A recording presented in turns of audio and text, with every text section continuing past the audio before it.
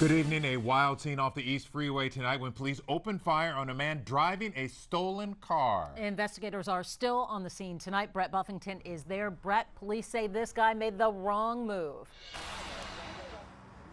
And that wrong move, Mia, trying to run over an investigator from the Department of Public Safety. That is how police say this ended. It is a move that cost this man his life. But tonight we know that a task force of law enforcement have been following this man since this morning. It was because of this car. The sheriff tells me it was stolen, taken by force during an aggravated robbery in the Humble area.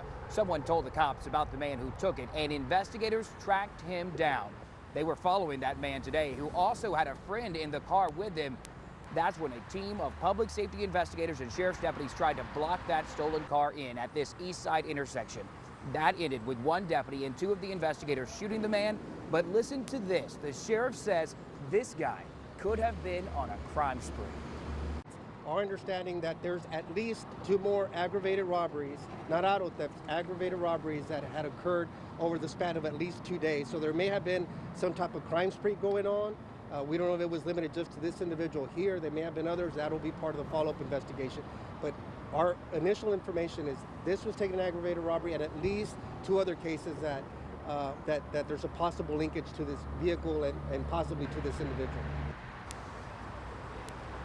But tonight, investigators, they haven't told us who this man is, nor if they've dealt with him in the past. But for that woman who was also in the car, we are told that she is safe, as are the deputies and DPS investigators who tonight say they were simply just trying to pull over a stolen car.